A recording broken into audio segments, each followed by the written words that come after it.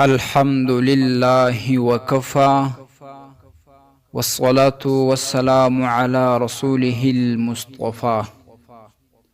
معززو قدرمندو ورونو او خويندو، د غیبت متعلق یو اهم مسئله چې امام لکنوی رحمه الله په نفع المفتی والسائل کې راخسته. سوال ترې شوی دی چې ترک الغیبة افضل من اداء الصلوات ام الامر بالعکس؟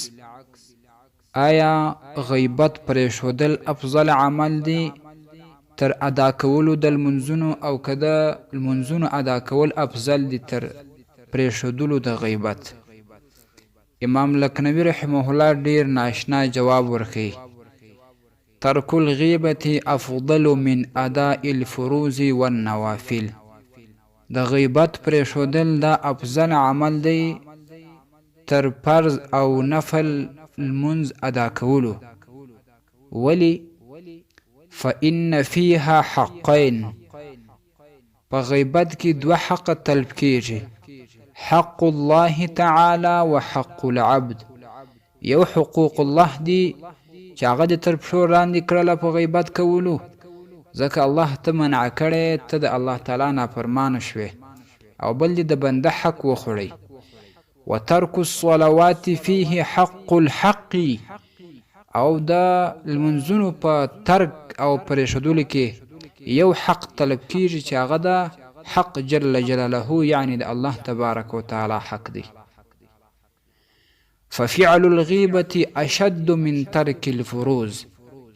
که ته لمونځونه پرېږدې، دومره زیات به نه ګناهکاره کېږي چې په هغه صورت کې چې ته غیبت کوې.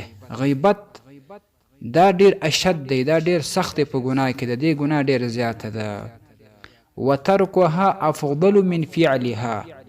د لمانځه تر فعل افضله بهتره دا ده چې غیبت پرېږدی، غیبت مه کوه. بیا د امام غزالی رحمه الله قول نقل کوي په احیاء العلوم کې، و صحابه رضی الله تعالی عنهم به یو د بل سره په ډیر ورین تندي په ډیر خوشحالي حالت کې سر ملاقي کېدل. ولا یغتابون عند الغیبه. بیا یو د بل غیبت هیڅ کله نه کوي چې کله به سره غایب سول، یو د بل سره به ولاړه غیبت بیا نه کوي. ویرون ذلک افضل الاعمال. او دوی لیدله چې دغه بهترین عمل دی او د افضل د اعمالو دی چې یو د بل غیبت نه کوي، او چې کله ملاقي کیږي یو بل ښه په خوشحالي باندې سره یو ځای شي. نو مسلمانانو ته خدا په کار ده چې دوی د رسول الله مبارک پر قدمونو باندې خپل قدمونه کښېږدي، او دغه رقم د صحابو پر قدمونو باندې قدمونه کښېږدي. او بیا وایي چې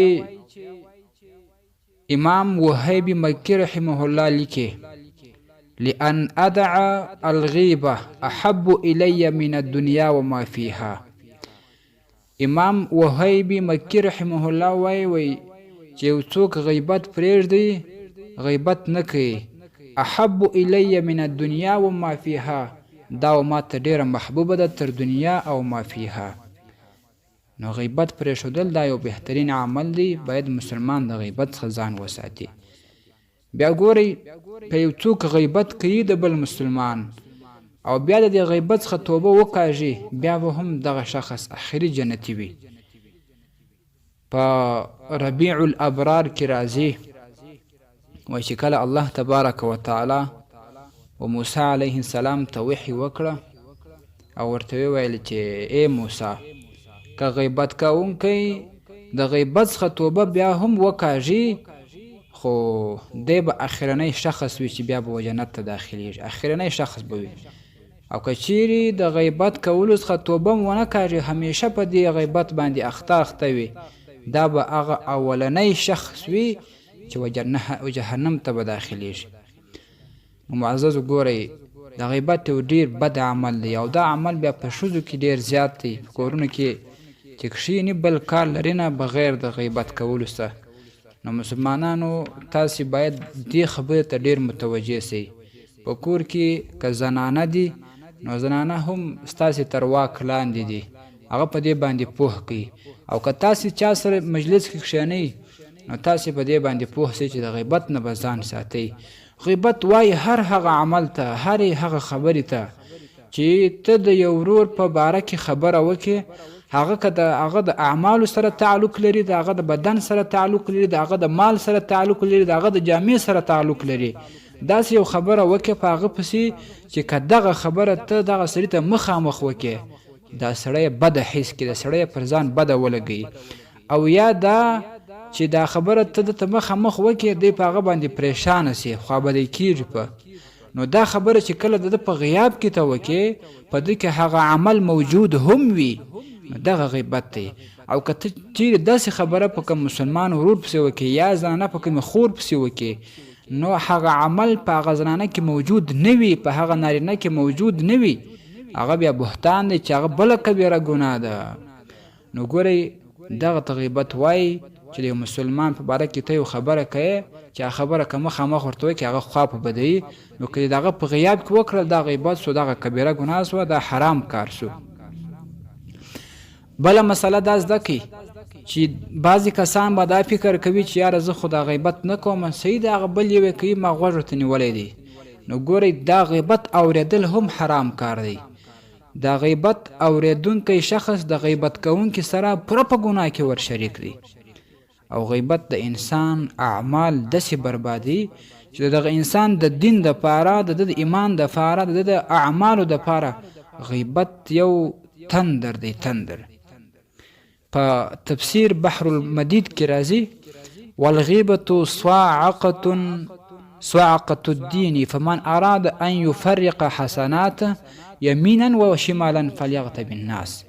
وایي که څوک دا غواړي چې د ده نیکۍ دې ټولې ختمې سي او حسنات دې د برستو طرف په چپه طرف باندې سره ولاړې سي، هغه دې بیا وایي غیبت کوي. دلته ګورئ دا انسان ته خبرداری دا ورکوي چې د انسان دین په دې باندې بربادېږي، ځکه نیک اعمال ټول له منځه ځي، نیک اعمال ټول ختمیږي. وایي د قیامت په ورځ به دغه رجل یو سړی راویستل شي او ده ته به خپل عملنامه په لاس باندې ورکول سي منشورا خلاصه. دی به ورته وایي چې یا الله په دې عملنامه کې خو زما نیک اعمال نسته، زما هغه نیک عمل، زما هغه نیک اعمال، ما خو دا نیک عملونه کړي وه، هغه ولې په دې کې نسته؟ نو الله تبارک وتعالی به دې بنده ته بیا ووایي چې هغه ستا نیک اعمال ختم سوي دي، محو سوي دي، حذف سوي دي، ډیلیټ شوي دي، ستا په غیبت کولو باندې، تا د خلکو غیبتونه کول، نو ستا نیک اعمال هغه په دې غیبت کولو باندې ستا د صحیفې، ستا د عملنامې څخه ختم شول. الزواجر عن اقتراف الکبائر کې دا راځي. او په بل روایت کې ګورئ دا راځي په تفسیر بحر المدید کې په وم جلد کې، وایي مثل صاحب الغیبه، مثل د هغه سړي چې هغه غیبت کوي په مثل د هغه چا دی من نصب منجنیقا، یو دا منجنیق ودرې، منجنیق هغه ته وایي چې دا ډبرې په غورځي، ډبرې په ولي. نو دی د هغه چا په مثل دی چې یرمی به حسناته یمینا و شمالا و شرقا و غربا، چې خپل نیکۍ راسته طرف، چپه طرف، دغه مشرق خو خواته، مغرب خو خواته، دې طرفونو ته غورځوي. دا سړی د هغه په مثال باندې، یعنی خپل نیکۍ ټولې غورځوي وی خوا او بلې خواته، نیکۍ بیا ختم سي. دا ولې؟